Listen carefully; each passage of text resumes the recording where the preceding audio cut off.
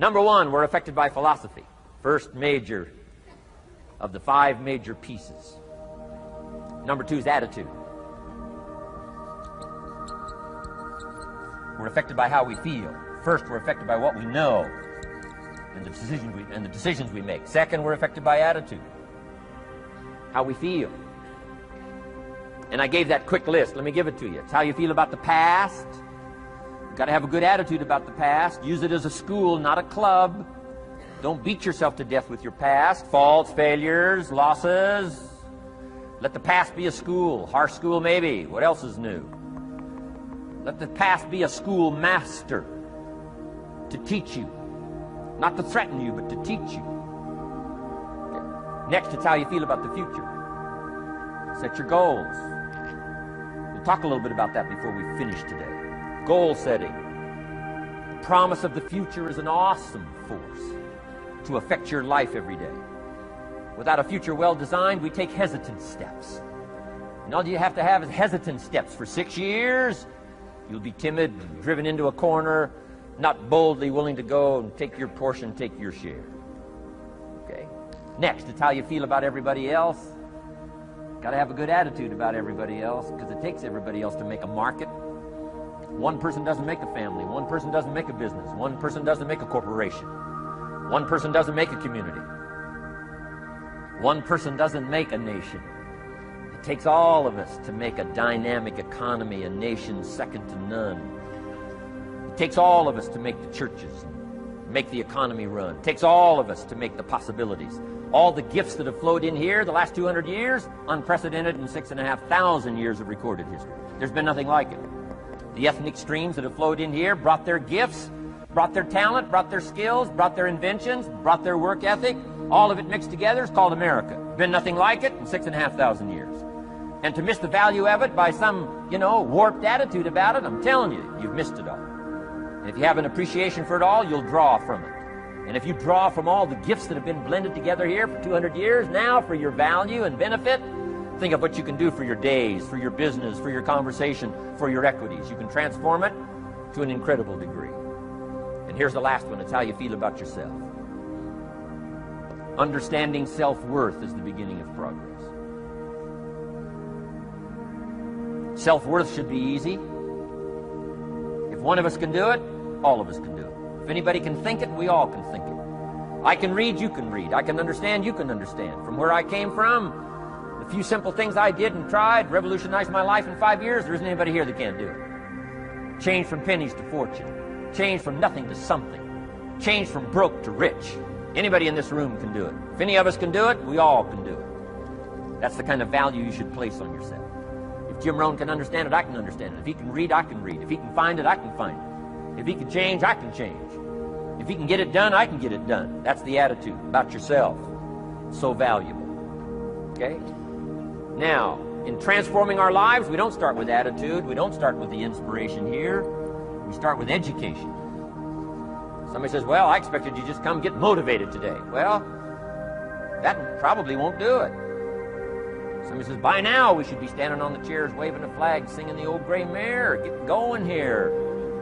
No, that's not where you start. Life change does not start with inspiration. Life change starts with education.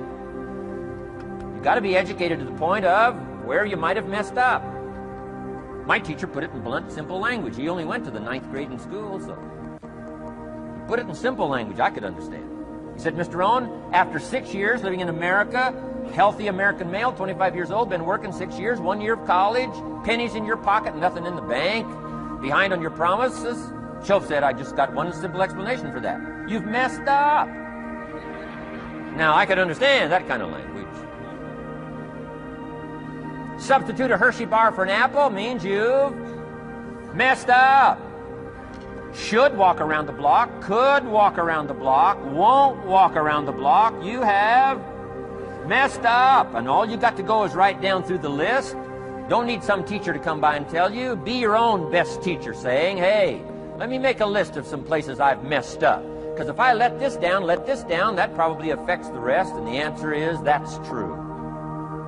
So we don't start with inspiration. We start with education. Somebody says, well, just motivate this guy. He'll be all right. Just motivate him. Get him turned on. Probably not. If a guy's an idiot. You motivate him. Now you got a motivated idiot.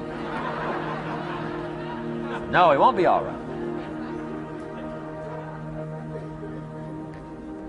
So we start with education. What's the first education? If it isn't going well and you live in America, you have messed up. You don't need to change countries. You say, well, the country's messed up. That's like cursing the soil and cursing the seed and the sunshine and the rain, which is all you got. Don't curse all you got. When you get your own planet, you can rearrange this whole deal. But this one, you got to take like it comes.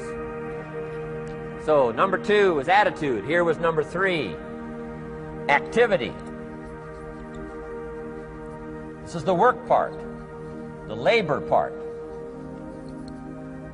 Taking action. And the activity is the miracle working piece. A miracle being something we don't quite understand how it works. Doesn't mean it doesn't work. It means we just don't quite understand how it works. Miracles work. God says. Now, I'm an amateur on God, but here's my best analysis. God says, if you'll plant the seed, I'll make the tree. Now, that's a good arrangement. Number 1, gives God the tough end of the deal. What if you had to make the tree? That'd keep you up late at night trying to figure out, how do you make a tree? Say, no, I'm telling you, the mystery and the miracle of this stuff has already been set up. God says, I got the miracle going, I got the seasons going, I got some sunshine and some rain, and I'm God. But the way I've arranged it, I just need somebody to plant the seed, not chant. In California, they're trying to chant to get this stuff done. Forget this California stuff. You don't have to rub a crystal and sleep under a pyramid. This stuff's too easy. Getting rich is too easy. Changing your life is too easy. Forget all that. Right. Massive bombard, affirmation, forget all that. In my opinion. Ocean waves and seagulls, come on, this stuff's too simple. Just simple, easy stuff. But if you neglect it, that's how it piles up year after year, if you're willing to straighten it out. And here's one of the keys. It's called activity. It's called disciplines. Turning wisdom from your philosophy and inspiration, the strengthening of attitude, and faith, and courage, commitment, and all this stuff that comes from attitude. If you're willing to take these 2 qualities, philosophy and attitude, and invest it into activity, you can have a miracle. Anything short of that, no miracle. Wisdom doesn't perform a miracle. Attitude doesn't perform a miracle. The only thing that performs a miracle of increase called equity is called putting wisdom and attitude into discipline, into labor. And this labor now can perform a miracle. And here's the 2 parts to the labor. 1, do what you can. Number 2, do the best you can. Can't give you better advice than that. Number 1, do what you can. You just got to go home and make a list after today. And here's the question to ask as you make this personal list. What am I not doing that would be easy to do? That could greatly change my health, my wealth? What am I not doing I'm neglecting that would be easy to do? Just go home and answer that question personally. You don't have to put the answers on a public bulletin board. This is just all personal stuff. From the walk around the block to the apple to what to do with your money, which we're going to cover today. What does a child do with $1? We're going to cover that today. Errors in judgment, disaster. A few simple disciplines, wealth beyond imagination. And if you'll pick up the activity part, the miracle working part, plant the seed part, take care of your part. The soil will take care of its part, the seed will take care of its part, the seasons will take care of their part, the miracle will take care of its part, if you'll take care of your part, called putting it into activity, action. Works miracles. 2,000 years ago, on April 13th, one of Jesus' disciples. Now again, I'm an amateur on the Bible. Best as I can remember it. One of Jesus' disciples said to Jesus, "It's time to pay our taxes and we don't have any money." That's how come I know it was about April 13th.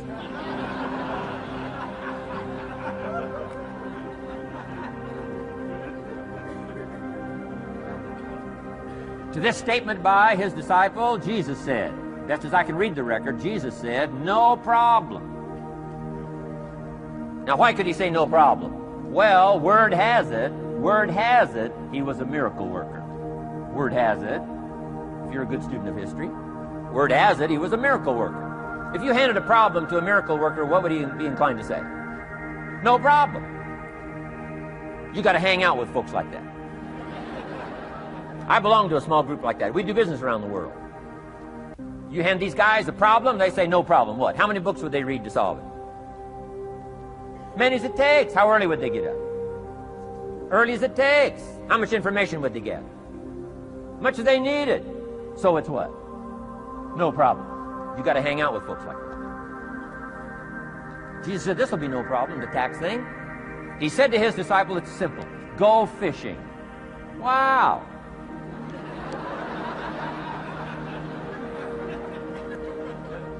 Now that was easy for this particular disciple. His name was Peter. And Peter was a fisherman. How clever. How clever. But here's the real problem. If you should fish, and you could fish, and you don't fish, you got no miracle. You could change, you should change, you won't change. That's called accumulated disaster. In 6 years, you'll be explaining instead of celebrating. Having some ragged list like I had, reasons for not doing well, pennies in my pocket. Could, should, don't, disaster. And if you'll just start the process of change, could, should, and will, you can start this whole process. And if you will, then put it into action, the miracle belongs to you. Jesus said to his disciple, it'll be simple. Go fishing, and the first fish you catch, look in his mouth. Peter said, okay. He was used to strange things happening in this relationship. Peter goes fishing, catches the first fish, looks in his mouth. Guess what's in the fish's mouth? Coins. Peter says, wow, coins. Starts counting the value of these coins, and when he adds it up, guess how much it added up to? Exactly enough money to pay his taxes and Jesus' taxes. Which gives you Jesus' position on taxes.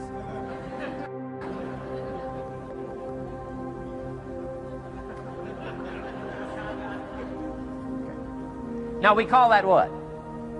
A miracle. Only because we don't quite understand how it works. It doesn't mean it doesn't work. It simply means we don't quite understand how it works. But here's how you get a miracle going for your life. Number one, do what you can. Get a list of the stuff you could do and you haven't done, postponed, and start cleaning that up.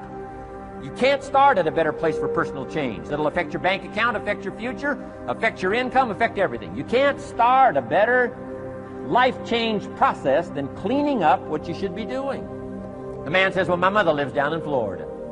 Should have written her 6 months ago. I just can't seem to get that letter written. I'm asking you to get that letter written, clean that up, and don't walk like other people walk. Don't postpone like other people postpone. You say, well, is it as simple as writing a letter? And the answer is yes. Where else would you start for life change, personal change? You don't need a pink package to fall out of the sky. You don't need massive bombard, pre-conscious, subconscious. Practice channeling, find a 2,000-year-old guru. I mean, you don't need any of that stuff. Pass on all that. Kids are afraid of that stuff. Too much of it, you'll be out on a limb with Shirley. I mean, don't pass on all that stuff. This stuff's too easy. This stuff's too simple. It's called take action, number one, on neglect, on errors, in discipline. Number two, start setting up some disciplines. And if you'll do that, you'll perform a miracle. Now, here's the second part of the miracle. Number one is do what you can. Here's number two, do the best you can. If that's not your philosophy, I would ask you to amend it. Let me give you the best of ancient script. Here's what it says. Whatever your hands find to do, do it with all your might, do it with all your strength, and do it with all your power. What a good philosophy. That kind of philosophy will revolutionize your life if you haven't picked it up lately. Guy slips in late, company doesn't seem to mind, slips out early, first one in the parking lot, heading for happy hour. Stretches his break, comes early for lunch, late back from lunch, company doesn't seem to notice. Guy says, best as I can calculate, I'm putting in about a half a day's work and I'm collecting a full day's pay. And the guy says, I got it made. Little does he know the seeds of his own disaster are already being sown by the weakness of his own personal philosophy. It's not the economy that's going to determine your next 6 years. It's your philosophy about labor and about activity and about miracle and soil and seed and sunshine and rain and the economy and the banks and the money and the companies and the schools and what's going on. It's your philosophy and your attitude, and then your ability to take action. All of that we call the process of life change, miracle working. Number one, do what you can. Number two, do the best you can.